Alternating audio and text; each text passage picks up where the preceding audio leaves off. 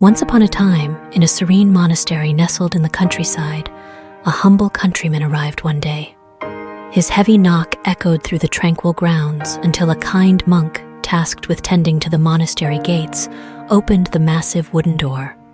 In his weathered hands, the countryman cradled a magnificent bunch of grapes, their vibrant hues glistening in the gentle sunlight.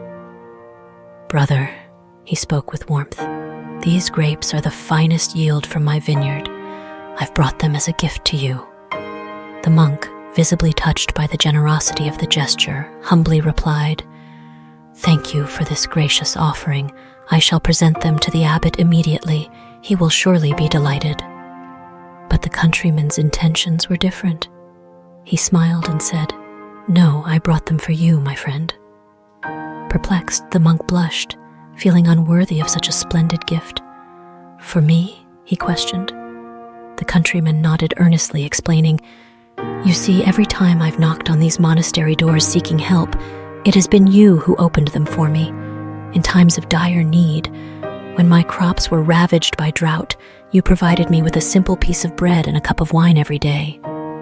I hope these grapes convey a bit of the sun's love, the rain's beauty, and the miracle of God, for it is He who has nurtured them so beautifully."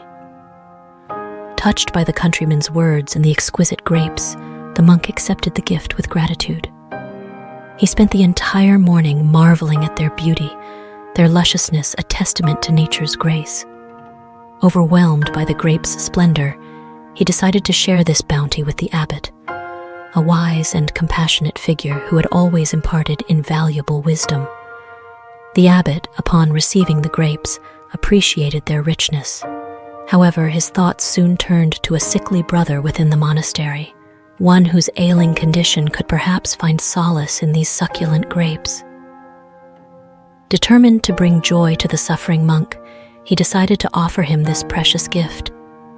But the grapes' journey didn't end there. The sickly monk, upon receiving the grapes, contemplated their meaning.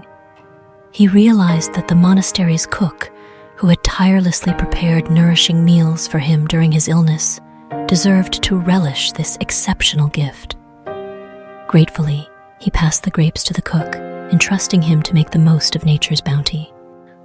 The cook, astounded by the grapes' perfection, believed that they would be best appreciated by the monastery's priest. Responsible for overseeing the holy sacrament, the priest was esteemed as a holy man by many within the monastery. Surely, he thought, this marvel of nature deserved a place in his care. And so, the grapes found their way to the monastery priest, who received them with reverence. He saw in their beauty a reminder of God's intricate handiwork in even the smallest details of creation. Filled with awe, he decided to share this divine gift with the youngest novice in the monastery. The novice, holding these exquisite grapes, felt his heart brimming with gratitude and reverence for the glory of the Lord. As he marveled at their beauty, he couldn't help but think back to the first day he arrived at the monastery. It was the very monk who tended to the gates, the one who had opened them for him, that had welcomed him into this community, a community that understood the profound value of appreciating life's wonders. With the setting sun casting a warm glow over the monastery, the novice made his way to the gates. He offered the grapes to the monk who had shown him kindness by opening the doors on that fateful day.